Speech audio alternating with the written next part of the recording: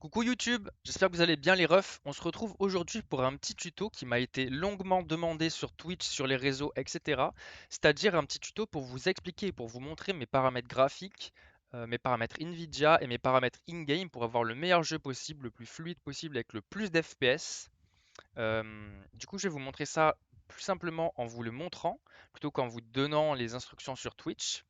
Avant que la vidéo commence, les refs, venez lâcher un petit follow sur Twitch. Vous pouvez voir les instructions un petit peu plus bas dans les commentaires.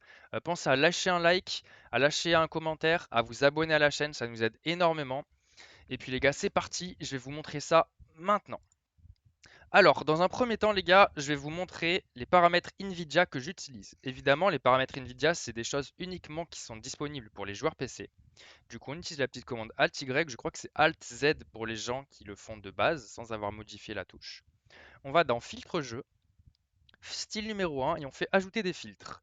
Le premier filtre à ajouter, les gars, c'est le filtre couleur. Le filtre couleur, du coup, doit être remis à 30% au niveau de la couleur de la teinte, 15% au niveau de l'intensité de la teinte, température à 0, éclat à 100. Ensuite, au niveau d'exposition et contraste, l'exposition est à 10%, le contraste est à 30%, les tons clairs et les tons foncés sont à moins 80% et le gamma est à 0. Au niveau des détails, vous mettez le filtre détail et vous mettez affiné à 60%, clarté, tonalité HDR, les deux à 100% et le flou lumineux à 0%. Et enfin, le dernier filtre, le filtre affiné, où vous mettez tout à 0. Et les gars, juste pour vous montrer une petite image de à quoi ça ressemble, sans les filtres, avec les filtres, sans les filtres, avec les filtres. Donc en toute honnêteté les gars, vraiment c'est quelque chose d'hyper important, ça aide énormément sur la visibilité dans le jeu, vous allez voir beaucoup plus facilement les mecs qui jouent avec des skins comme moi, qui campent dans des coins. Franchement c'est quelque chose d'hyper important. Après si votre PC galère, que vous galérez à avoir plus de 60-70 FPS, ne mettez peut-être pas tous les filtres parce que malheureusement ça prend pas mal de FPS et ça vous bouffe des FPS. Mais si vous avez un bon PC, n'hésitez surtout pas à le faire, c'est très important et ça vous donnera une meilleure visibilité et un jeu qui est quand même beaucoup plus agréable pour les gens qui vous regardent si vous êtes en stream et juste pour vous-même si vous êtes là juste pour jouer. Ensuite les gars, au niveau des paramètres in-game.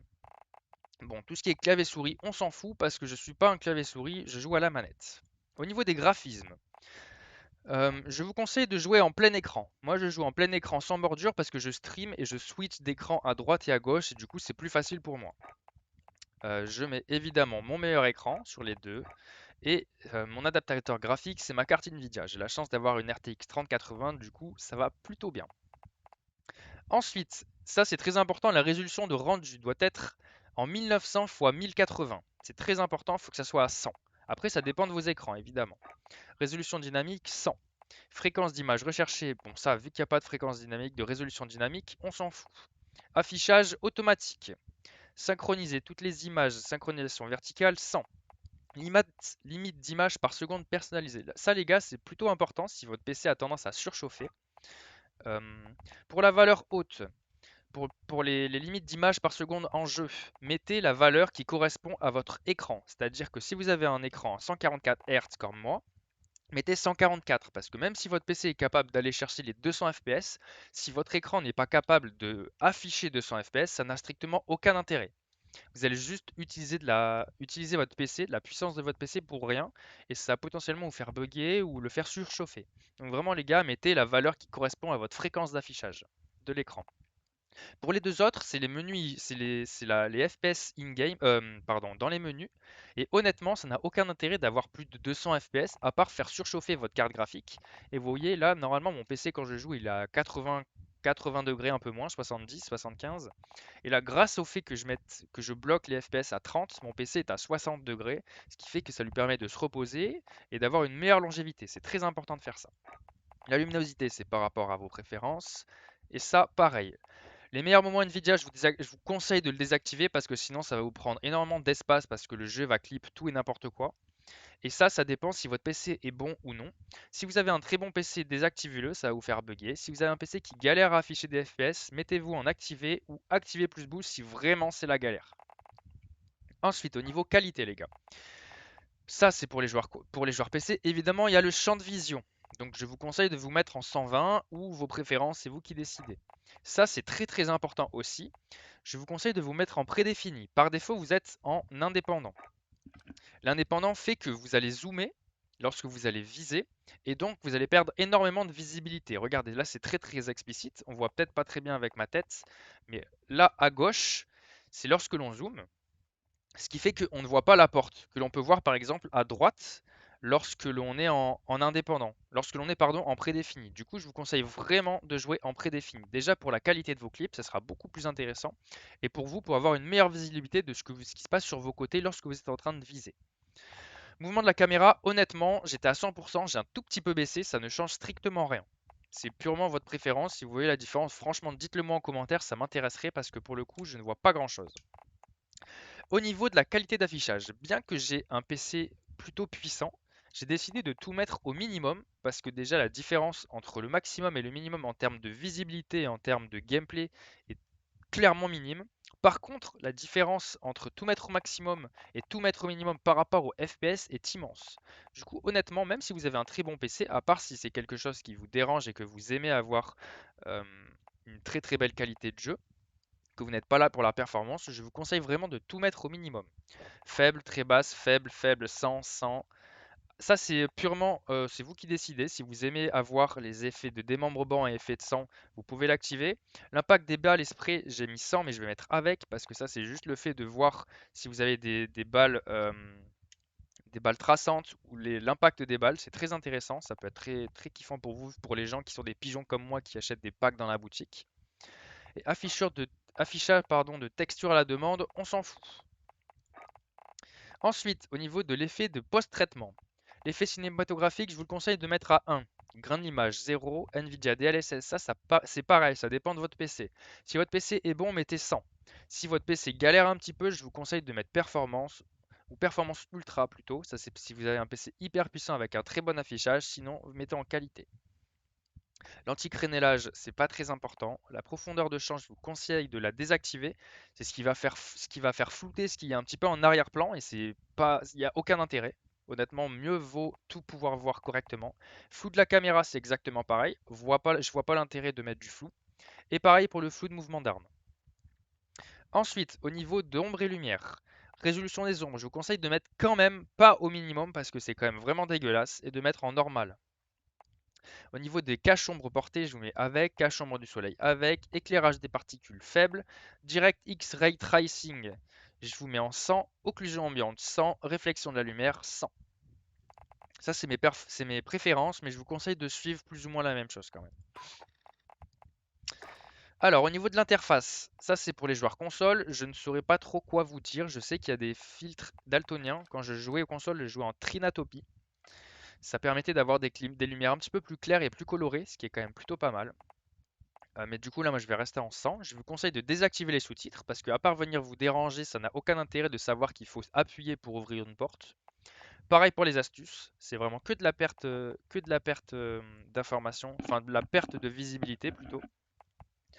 Au niveau de la limite de l'affichage tête haute ATH, vous laissez comme c'est, 100, 100. Forme de la minimap, je vous conseille de la mettre en carré. Purement logiquement, parce qu'en étant en carré, vous allez avoir beaucoup plus d'informations que si vous êtes en rond. Tout simplement, regardez. Là, j'ai des informations sur le bord de la map. Ce bord de la map, je n'ai pas l'information sur la map ronde. Donc c'est votre préférence, mais en toute logique, il est plus intéressant de mettre en carré. Rotation de la mini-map avec, évidemment, sinon, à moins que vous y êtes habitué. Au début, j'étais habitué sans, mais c'est quand même très intéressant. La boussole, ça c'est votre choix. Niveau des lettres, pareil. Durée du kill feed, vous pouvez le laisser si vous voulez clip que vous avez tué des gens intéressants, mais honnêtement, à part vous gêner, ça n'a pas beaucoup d'intérêt. Afficher les commandes de véhicule en permanence, surtout pas, ça va vous faire bugger le jeu. Et genre, vous allez quitter un véhicule, vous allez encore avoir les commandes de véhicule, donc c'est vraiment pénible. Fermer la station, ça on s'en fout avec. Chat textuel avec. Filtre. En vrai, on pourrait mettre 100, mais moi j'aime bien parce que les gens, des fois, ils m'insultent ou quoi, c'est rigolo. Fil de propos injurieux 100, à part si vous êtes sensible. Alerte sonore, nouveau message 100. Direct du chat textable 100, s'en fout. Ça, c'est pour les joueurs PC, c'est juste par rapport aux informations que vous voulez avoir. Moi, je laisse juste les IPS, la latence, le GPU, les pertes de paquets et l'heure. Ensuite, au niveau de l'audio, moi je joue en boost aigu parce que j'entends mieux comme ça. Volume général, les gars, je vous conseille de vraiment pas mettre plus de 50 parce que le jeu va vous faire galérer. Et honnêtement, il vaut mieux que les volumes des effets soient à 100% quand le volume général est uniquement à 40. Si vous n'entendez pas suffisamment, augmentez le son du jeu via, euh, via ceci. Hop là. Et là, vous augmentez. Là, vraiment, c'est plus utile. Comme ça, vous allez augmenter également le volume des effets. Et donc, si vous voulez l'opti, vous mettez ça en 20 et vous mettez ça au maximum. Après, c'est chiant, parce que c'est quand même bien d'avoir un volume général.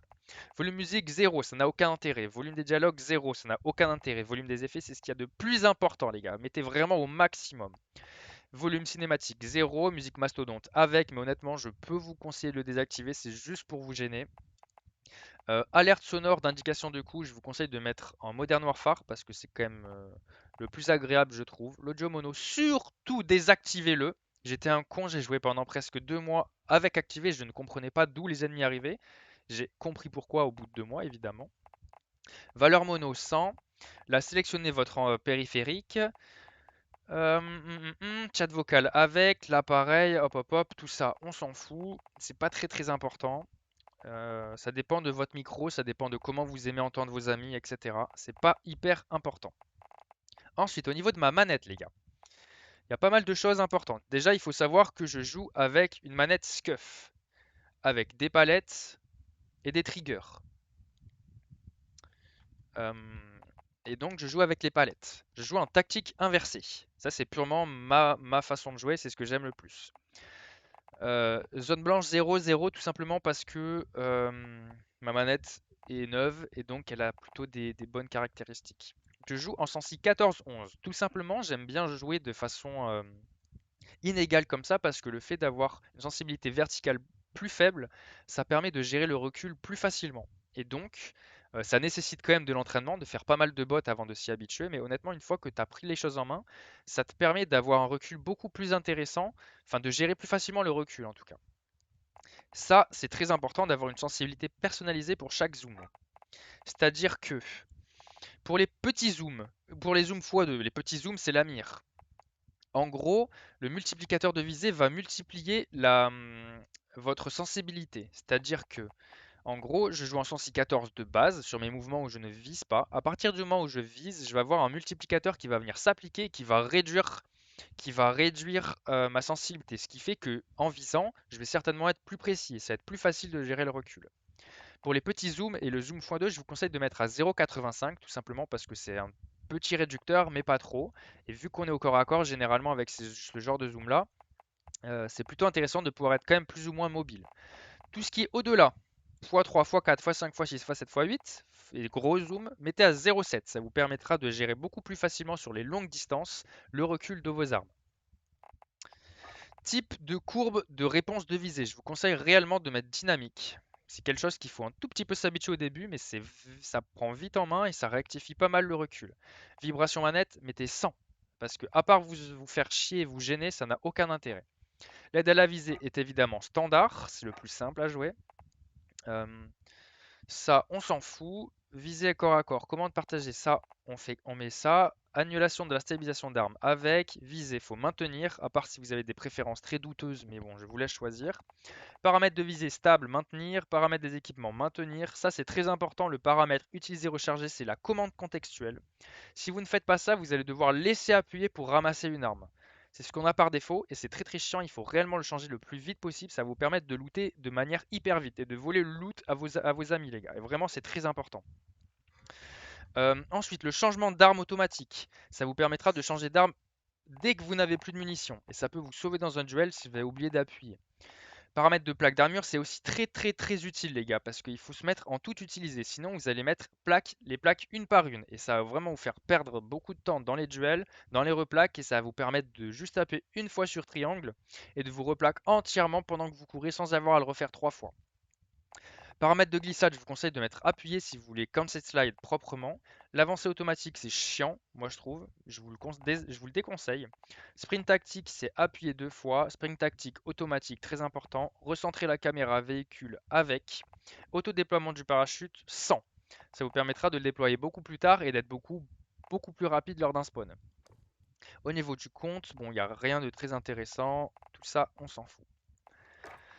Du coup, les gars, j'espère que vous avez kiffé cette vidéo. Si c'est le cas, pensez vraiment à liker, à commenter, à vous abonner à la chaîne, à activer la petite cloche.